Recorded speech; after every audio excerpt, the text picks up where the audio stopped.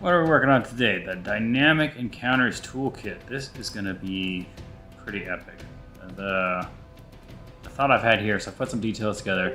It's all still a work in progress, but general thought is that you can change your encounter as it's unfolding with just rolling on one of these tables. And we're going to pull from a couple different ideas. We can have hazards, we can have objectives, we can have reinforcements, and we can have tactics. And I'm going to try to give 3 examples of each of those.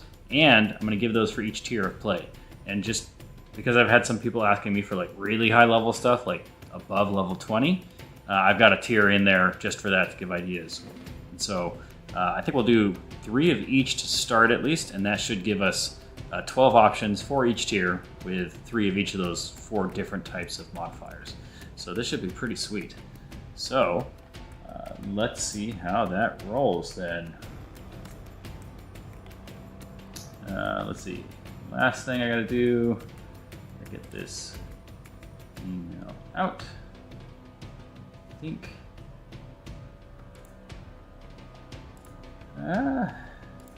Send that.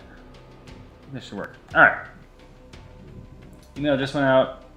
Drop notice on Discord. Verify that, and we're in business here. So. Diving in, we've got a handful of options. Let's see, I think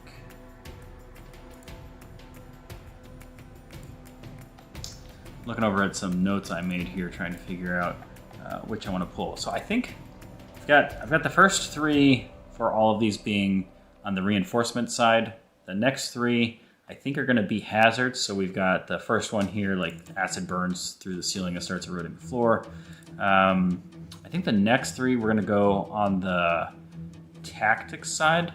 So this could be people that are maybe morale is getting either they're getting demoralized, so people are running away, surrendering, those sorts of things. Or it could be the opposite side of the spectrum where maybe you've got the combatants that are getting, I don't know, fiery, heated, ready to take down one of the players because they've done something just atrocious, like trample the dandelions. So we got to figure out what we want to do for those. And then the next piece that I'll do for the end there would be the changing objectives. So idea here might be someone's sprinting away with the treasure all of a sudden, and you got to go grab that.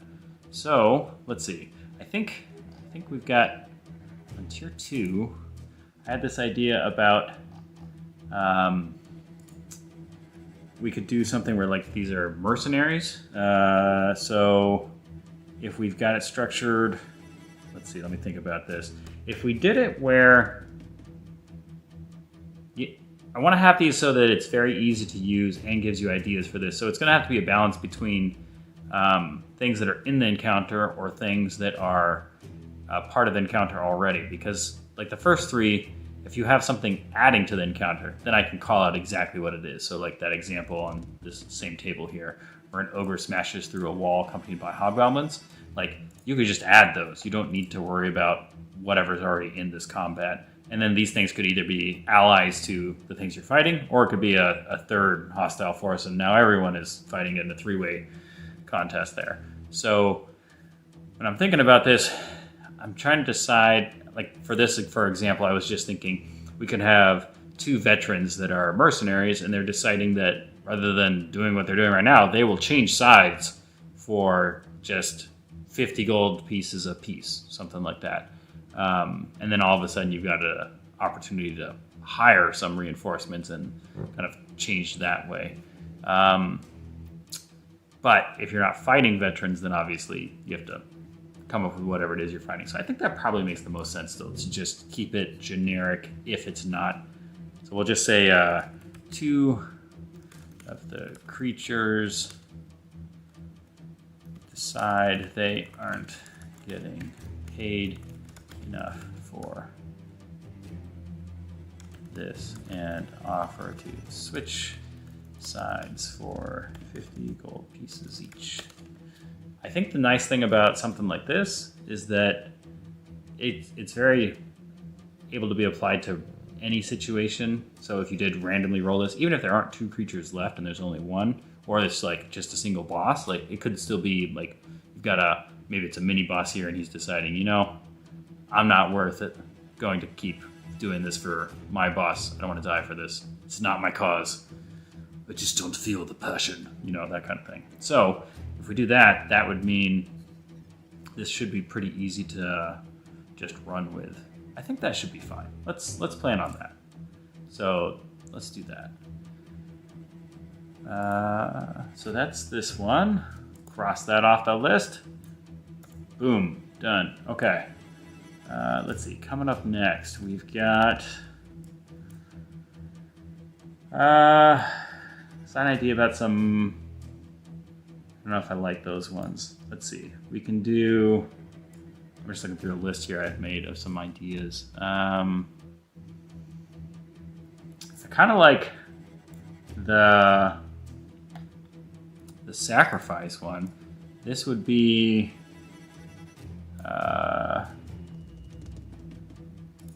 We could do. Let's see. I think this could be a tier 3. So this would be. I guess just to back up real quick here in case I didn't share it. Tiers of play. So tier 3 would be a level 11 to 15. So my thought on this one was, let's see. Done. So if these 3 are tactics, I mean some of these blur together. Like change objectives, tactics. Like it could definitely influence you there. Someone's running away now to go retrieve that priceless artifact that the party's been trying to get. That is the party changing tactics, but now it's also changing objectives. Do you focus on trying to stop that individual? Do you take out the guards blocking him? That kind of stuff. So let's see. This one I was thinking, let's see.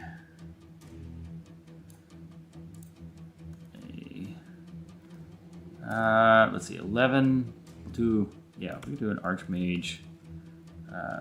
Begins a ritual sacrifice using a captured noble. Because my thought here is this doesn't have to be part of the initial encounter, so you could just throw this in there if it makes sense for kind of what's going on here, where you've got a scene unfolding and then all of a sudden the door gets blown open and you can see that this archmage is starting to do this thing, and maybe you didn't even know the noble was captured, or maybe you've known the whole time and there's someone important and this just kind of gets tweaked to a different NPC or what have you. Obviously you can randomly roll on these, or you can just use them to plan ahead of time with, this is how I'm planning to have the encounter change as it unfolds. Because I've seen a lot of like just slugfests where it's very clear the party's going to win unless they all start rolling ones for the next 10 rolls, and it's just slowly whittling away those hit points, and it could be fun, maybe, but not every time. So let's add some options for changing that around. All right, so that's that one. Let's see, this one, we could do that here. Okay, so and enemy leader pulls a dagger on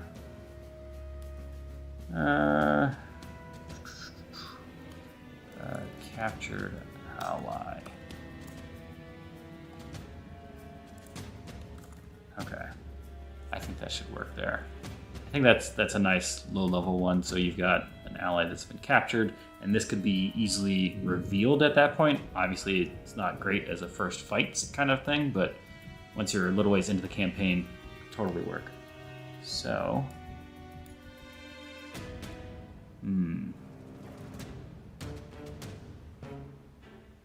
let's see.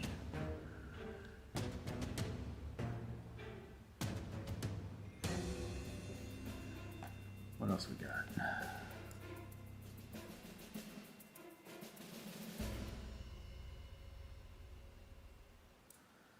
I think we could do. Let's change up maybe like a tactical withdraw. I think that could be good. So we've got... I think we could do that for like a level 1. I think that's a good... good level for something like this. Obviously, we could add this in at a future tier as well. Because if we did that... I'm just trying to think. I don't want to have things repeated across all of them, because ideally you should be able to pull ideas from any of these, leverage those in whatever tier you're actually fighting, and you might just have to change, tweak some of those details. So rather than having the ogre smash through the wall with the hobgoblins, maybe you still want an ogre. Maybe the players are like level 4, level 3. They can take something like that, and they've got a couple just goblins coming through, or kobolds, or something like that, or humans. Maybe it's a couple thugs. Maybe they're like breaking down the door, that kind of thing. So whatever I'm putting in here, I don't want to have to keep repeating. I want to make sure it's like the best version of that, so you get maximum usage out of it. So if we go with,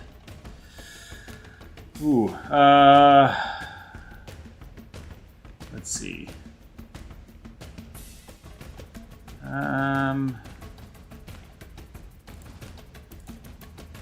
So much to think about, so much to see. Let's see. I think I like the idea of tactical retreat here. With we could have one of the creatures sacrificing themselves, so the other can withdraw. So we'll do that. One creature barricades a door. So its allies can tactically retreat. Okay, I like that idea. Complicate it for the party. They got one character to deal with that's somehow, maybe even they're safe, maybe they're holding the door and trying to get other things in place, or kind of play with it. Lots of options. That's the goal, right? Lots of options. So, let's see. Oops. You know what I forgot to do? I forgot to tag everyone. Let's see.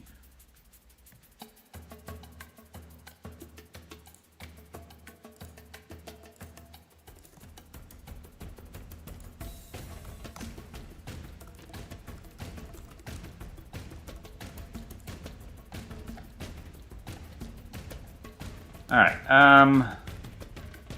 so we've got a nice tactical retreat there. What about a different version of that at a level 2 for, maybe it's more of a chaotic retreat, where all creatures without warning begin dashing away. I like the idea of like really dramatically changing up how something's unfolding so that the players are not sure why it's happening, because this gives the DM tons of space to build whatever it is that would fit with that campaign. So but this one, like my immediate thought here, like if I was a player and we're having this fight and it's just started, and maybe it doesn't seem clear that we are winning, like, and maybe even feels like we're losing, and this happens, and then all of a sudden, like taking opportunity attacks, they all just like completely dash away, and the players just wonder, like, is this one of those scenes where all the birds are flying by because there is a giant tsunami headed towards us that we can't see but they can? Or is it that they've gotten some sort of message that there's a higher priority and they have to go deal with that right now? And or is it that they suddenly are scared of something, and maybe it is something, maybe the players suddenly used a weapon that they didn't believe they had that is complicated, or, you know, all kinds of options. I think it really gives the DM some room to run with it. And that's the goal, right? Make it easy for the DM. The easier it is for the DM, the more DMs we end up with, the more games we have, and beauty. What's better than more games? Well, more better games. So I think I like that one. Let's see. One thing we could also do is have kind of a messed up version of this where the enemy's retreating and unintentionally brings the party with them. I think we could do that at, it could be tier 4. This could be interesting. Also, could be like top tier here, but I don't know when I say top tier. The highest tier meaning player level. All of these tiers are top tier. But if we did that at, so if you're like 16 to 20, you could always use this lower, but enemy teleports away from the encounter and inadvertently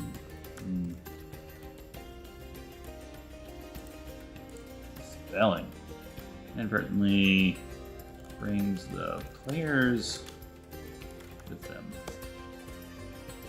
I don't know why it doesn't think teleport is a word. Adobe, do better. They're expensive, and you roll out all these useless features all the time, and your basic spell check doesn't work. What was the other one? What was it? Inclusion? Well, that's not how you spell inclusion, so.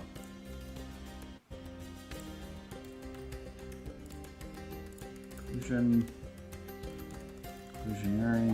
I don't remember. Yeah, here we go. Not words. Adobe. Failing. Alright, let's see. We've got.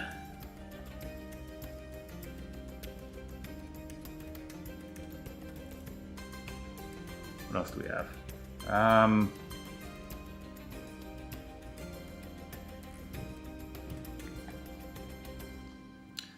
Start adding some stuff to the tier 5 options here, because I think we could end up with some cool stuff that people could leverage at lower level depending on like how much magic and chaos they want in their games. Let's see. I had a note on here about like maybe a villain retreating to a demiplane of some kind. Oh yeah, I like that. Okay, so now I remember. So my thought here was doing something like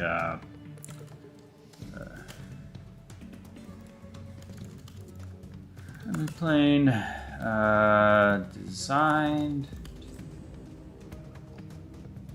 Whoa. Went big, went bold. Increase to a demiplane designed to counter the players. So the players follow, and then all of a sudden they are some plane that they are going to have a challenge with. Actually, we don't even need to make it a demi-plane. We could just make it a location. Because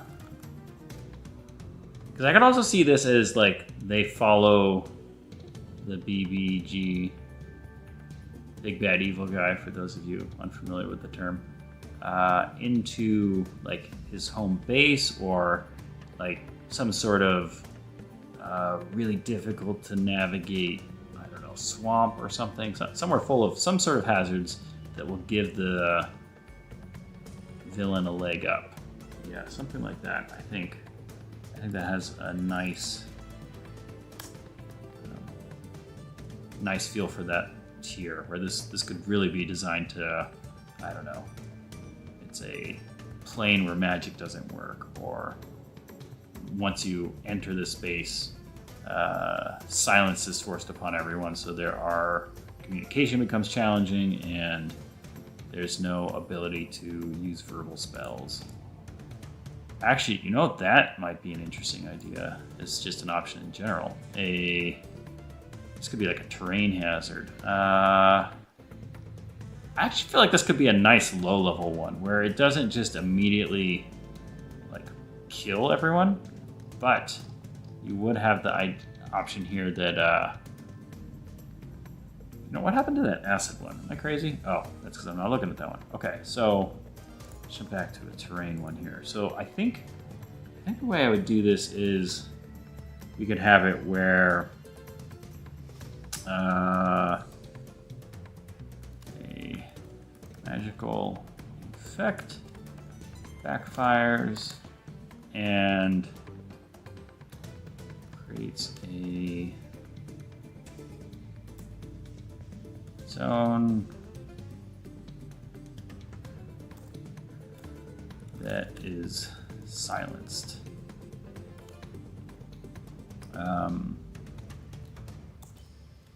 silenced where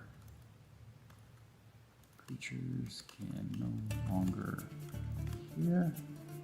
Do we need to give that much detail? Maybe we should just specifically call out the effects here so that when the DM's running this real quick, they can know. Let's see. A magical effect backfires and creates a zone that is silenced. Inhibiting, no. Stopping all spells, no.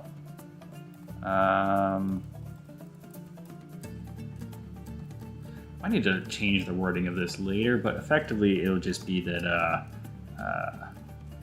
eliminating verbal communication and spells with a verbal component. Eliminating is not the right word either, but better to get this down and fix it later rather than spend forever trying to fix it and maybe miss out on some other ideal things coming to the mind. All right, I do like that, and that could obviously be happening at any tier of play, something like this. So, but it's nice that it's low level because you don't have to worry about just instantly killing players or something. And some of these might be like super powerful against whoever the players are fighting, because there should not be a need to always make these things that make the encounter harder for the players. You should just change it. Sometimes it'll be harder, sometimes it might be easier, and sometimes it'll just be very different. So if the initial intent was just defeat the enemies, and then all of a sudden there's a new thing that's changed this into something that's a bit more dynamic with not defeating the enemies, but now tackling some sort of obstacle instead, then that can really open up the opportunities here for making it feel like these encounters are changing depending on what's actually happening in the encounter rather than a preset battle. I mean, this is the beauty with TTRPGs versus video games, right? Like in a video game, you've got a set thing that's going to happen, and to some extent there's a lot of variability in some of these, and what you do here may impact other things, but it won't just be able to change mid-fight with just a completely separate outcome based on what some of the players have done. Maybe the players have used a certain spell, or maybe they have revealed some information or whatever it might be, and that totally changes how the dynamics play out. And that to me is really cool, and where these should really shine and often don't, unfortunately. We have the technology. So let's see. A hazard. I think we could also do maybe let's bump that up to the next tier. I'm not a huge fan of lots of traps, especially at low level. If it slows the game and the campaign down a lot, so if you're trying to get through like a really trapped dungeon or something, then the players are just constantly checking for traps, and that's not exciting to me. Maybe others are enjoying that, but I do like the idea of a trap triggering mid-fight that the players and maybe the creatures that they're opposed to didn't know about. So yeah, let's just do that.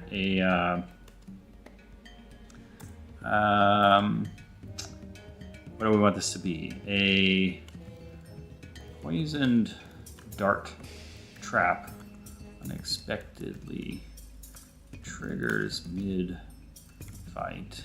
All creatures need to make a DC. Let's see. This would be people that or characters that are level 6 to 10. And so they have a +3, maybe even up to a +4 proficiency bonus once they hit 9. And so we can assume that they'll have at least 1, maybe 2 ability score increases by that point. So they could, in theory, have it be a 20 for their... So if they had 20 plus proficiency, we're looking at +8, let's say.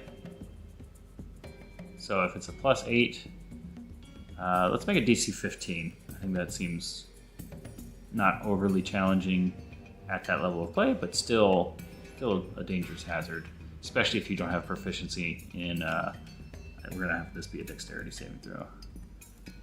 Dexterity saving throw. DC 15 dexterity saving throw, or Maybe we should go with the poison dart. It just does 1 damage, so it's not big, but they get the poison conditioned.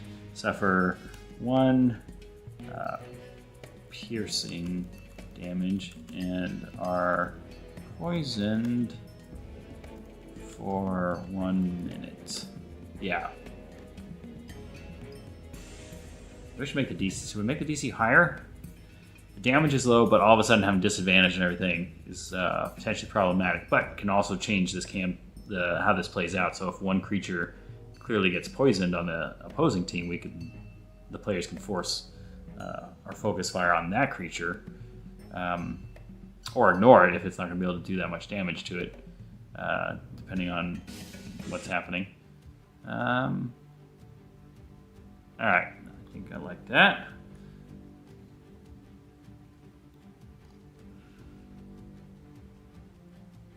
So, let's see, what other ideas did I have in here?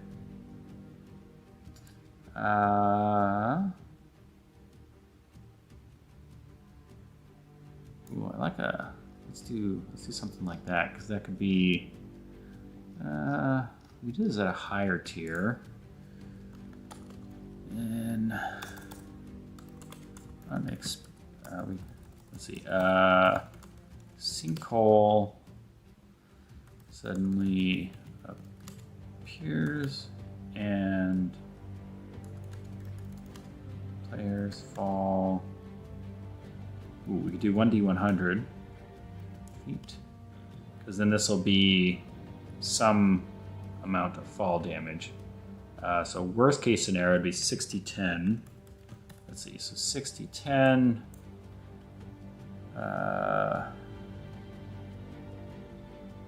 No, not 60-10. 10d6. I was thinking something was wrong there. So 3.5. It's 10. It's 35. And then we've got Barbarian would be having that. I don't know who else would be able to. The monk would be able to reduce that. So that's 17.5. If they could figure out ways to reduce that damage, or obviously something amazing like Featherfall prepared, which you always have prepared until you need it, and then you've stopped. But we could also change this further, where they fall into something else to further the storyline here. Into a long lost, should be a throne room. Some kind of, I think it should be a specific room in the dungeon.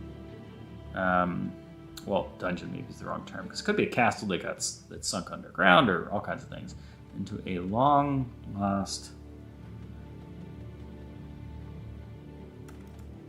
hallway, underground hallway. We could do something like that. No, I like let's do long lost throne room. Then I think that gives a sense of lost grandeur, which then could have treasure and scrolls of some importance and all kinds of stuff. Long lost throne room. Let's do that. 100 feet into a long lost throne room, and this is happening at tier 3, so they should have plenty of hit points to survive, even if they do the top one, unless they've already been damaged. But outside of a wizard, let's see, what would be the wizard? We decided that was a 10. D6 would be that 35, because that's 3.5 damage on average for the D6 times up to 10 of them if they fell all 100 feet, which obviously is unlikely, but could happen. So if it's 35 damage, a wizard starting at level 10, even they wouldn't be outright killed. Because if they start with 6 hit points plus con, and then they're getting 4 hit points per level. Is that right? AD6, yeah. So they're getting 4 per level. So at level 10, they should have 40 if they have no con. Man, it's a squishy character. All right, but it still wouldn't outright kill them. So because that's not fun. We don't want something that totally destroys stuff like that. But it could have a very interesting effect, especially if their players are outnumbered by a lot of weak creatures. this could be super fun, where you've got a, I don't know, a horde of something that rolls up on you. Maybe, oh, what am I thinking of? It's a hyena, but it's not a hyena. It's a gnoll. A bunch of gnolls show up, bloodthirsty, intent, ready to take you down. But suddenly you all go down, and this may outright just take them out or leave them really low. Maybe the wizard does survive, gets off that magic missile, takes the rest of them out. I don't know, fun options there. I think we could play with this. This does have some parallels to the, like with this particular example, the table of conversions. So that has some fun stuff on there too. But this is another way. You know, I should make a note that they could also use that table. Let's see. Let me grab one of these. Okay, let's do that. We'll make a note to reference table of convergence. Get rid of all the stuff in here.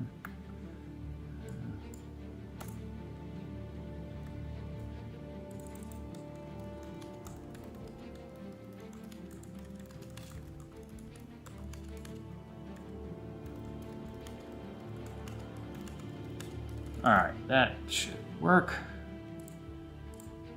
I like that. Gives us some fun options there.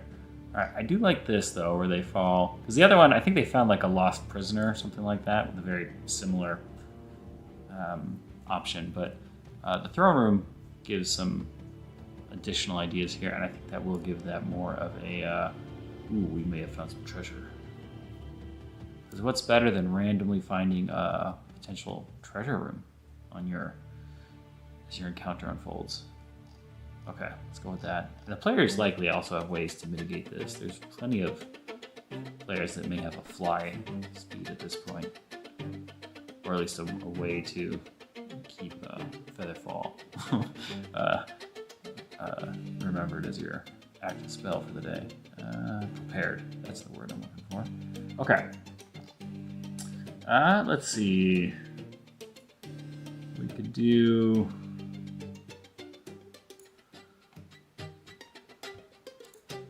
What tier would that be at?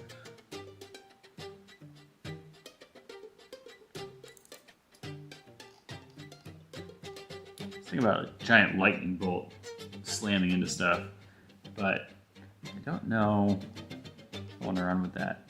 I think we come up with like a couple ideas, and then maybe we call it there for today. I find this way easier to plug away a little bit at, I mean, this is true of almost everything, right? Like plug a little bit away at any particular piece here. So if I'm working on trying to build this table out, put some ideas together, and then while I'm doing other stuff, maybe I'm working on kind of touching up some of the creatures in the manuscript, or fixing some of the formatting and the table of contents, I'll have that idea where it's like, ooh, that would be another awesome option. Go put that in. Or, I don't know, watch a movie in the evening, unwind for the day, and you see something epic there. It's like, yeah, this is the kind of scene that we need to make. So let's pull that, and how do we recreate that? I think forcing that development of creativity is counterproductive. It's often the most creative when you're not actively working on the stuff. So, let's see. I did like the idea of some sort of hazard that breaks out and potentially is extremely problematic for both. So you've got one, like the natural one that comes to mind is fire, where if the building you're in catches on fire and they can't get to the exit anymore, the objective may now change to not actually defeat the other enemies they're trapped with, but they gotta figure out how to get out of this building. So they gotta cut through that wall, or they have to figure out a way to protect themselves there, or create water to put the fire out, or any of those kinds of things. What tier would that be good at? I think we could do that at tier 2. So players are 6 to 10. They've got some decent capabilities here. And they, could run with that. So let's do another one here. The room players are in catches.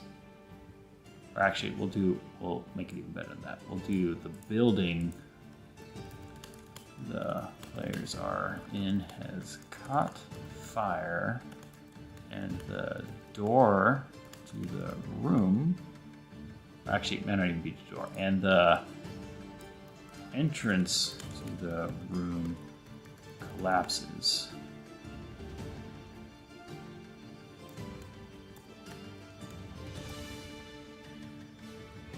We need something to indicate that there's still this giant hazard from the flames. So, let's see. Also, if any of you on have any questions, feel free to drop them in the chat. Happy to answer them while we're running through this stuff. Whether it's related to this or not, whatever. I'm here. Reach out. Use me. I'm a resource. All right. The building the players are in has caught fire, and the entrance to the room collapses, spreading additional flames into the room. Yeah, this language kind of sucks, but I'll clean it up later. I think again, we gotta get the idea down. Okay, I think I might stop there for today with the dynamic encounters piece. There was a graphic I remember I wanted to go touch up. I don't know what it was. Maybe on my to-do list.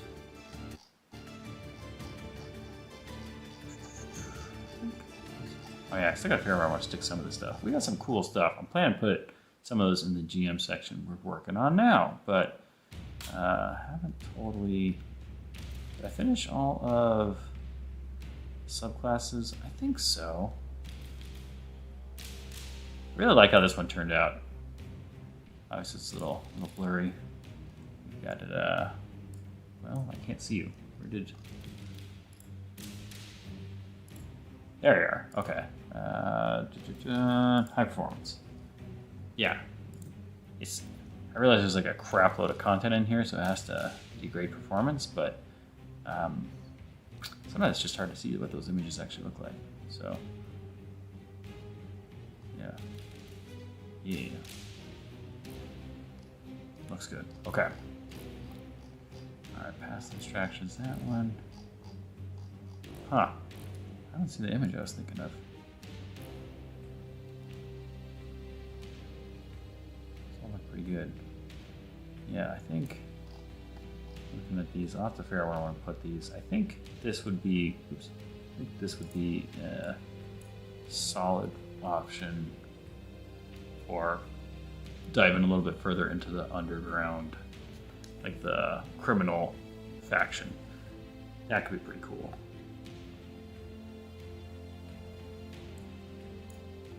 And the graffiti and stuff on it. Alright,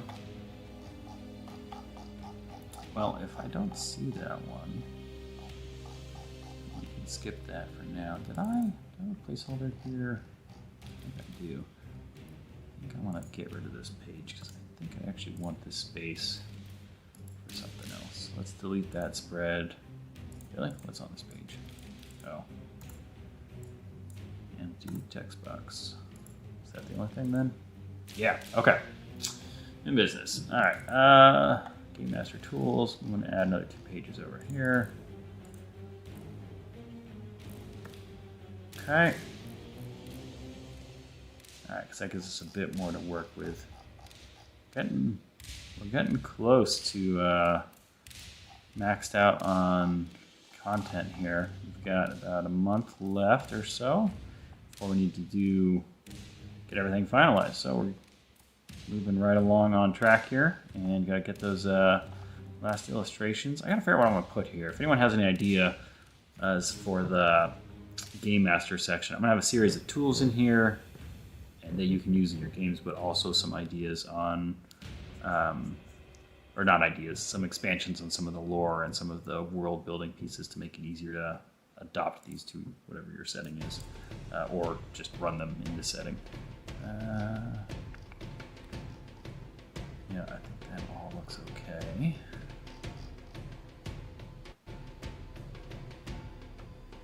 Okay.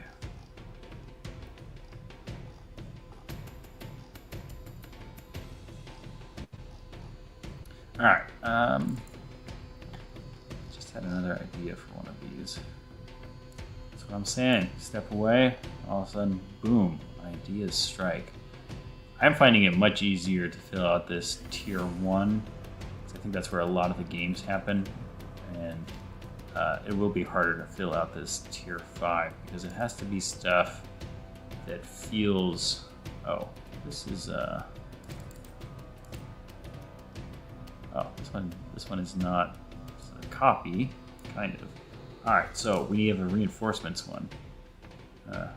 Get distracted just like that. That idea left, ran away. We've got a Colossus reference. That's one of the artifacts that's in this book. It's this, I think it's going to be one of the coolest ones. I am working on getting the artwork commission for this, and since it's a bit of a hard to describe thing, essentially it's a gargantuan form, radiates both beauty and disorder, and they serve as a primal force that's really embodying chaos to annihilate to keep any power from annihilating the material plane. So they are like chaotic neutral. And here is their stat block. So tons of health, not that high of an AC, decently strong for all kinds of different checks in here. And then they have like I like the one crushing strike that just like plus 13 to hits for 59 damage on average. And then the creature has to make a DC 20 con save or be stunned. Actually, should that be DC 20? Is that right? What do I do for these other guys? Let's just make sure. As long as we're at it. I thought so. DC 22. Why? Oh! I think I know why. Oh, no, maybe I don't.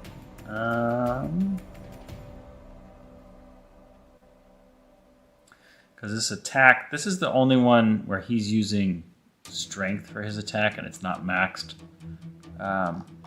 It should be, though. I did specifically make Cerberus the strongest one, so he's got that strength of 26 and a plus 8 to hit. Doesn't have nearly as much health, and then he has a max on wisdom. So I essentially gave him max strength, max wisdom, and then I gave Ibitory max dexterity and max intelligence, and then, as you may have guessed, Colossus has max charisma and con. But since he's not using his con to attack with his crushing strike, would it make sense for him to? Could we have a change where he's using his con?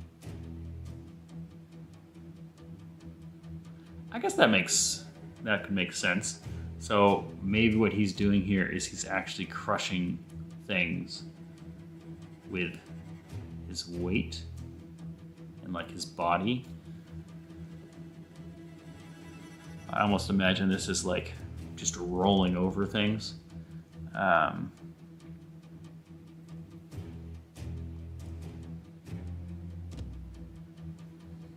Let's see. So I'm gonna have to go through and balance this, but it'll increase 1 damage and it'll increase the chance to hit by 1. And then this DC, it looks like I had the correct for the other one. I don't know how that changed to a 20. This should be 8 plus proficiency bonus plus modifier, right? And so this would be an 8.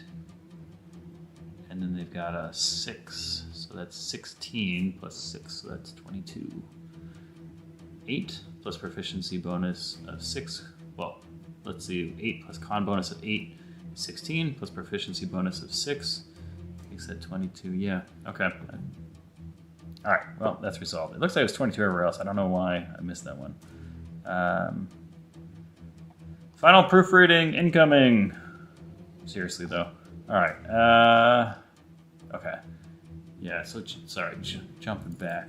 The mind wanders as the mind will. All right, we're going to change this one.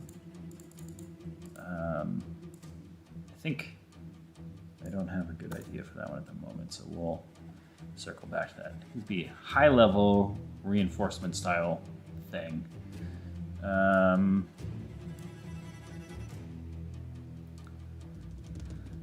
But the one that I did have, it was...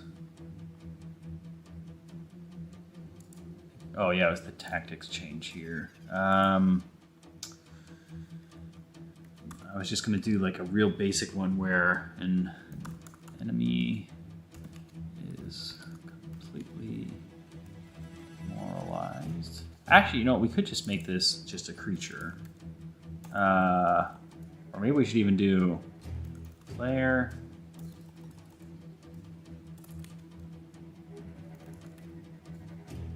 Demoralized. And... Well, my original idea was essentially to make they could have the creature be demoralized and then have the poisoned condition, meaning they would have disadvantage on stuff. Although I'm wondering if that makes sense to make it, because I wonder if we should just do fear instead. A wave of fear, yeah, and then we could have it be on either. A wave of fear suddenly rushes over a character or creature and gives them the frightened condition for 1 round. I don't have anything that's super short, so this would just actually until what we should make it the frightened condition until the end of their next turn. This will essentially just give them 1 round of being frightened, which makes the combat harder for that one character for that 1 round, or the creature. So you can have this happen on an opponent, which could just be a small thing.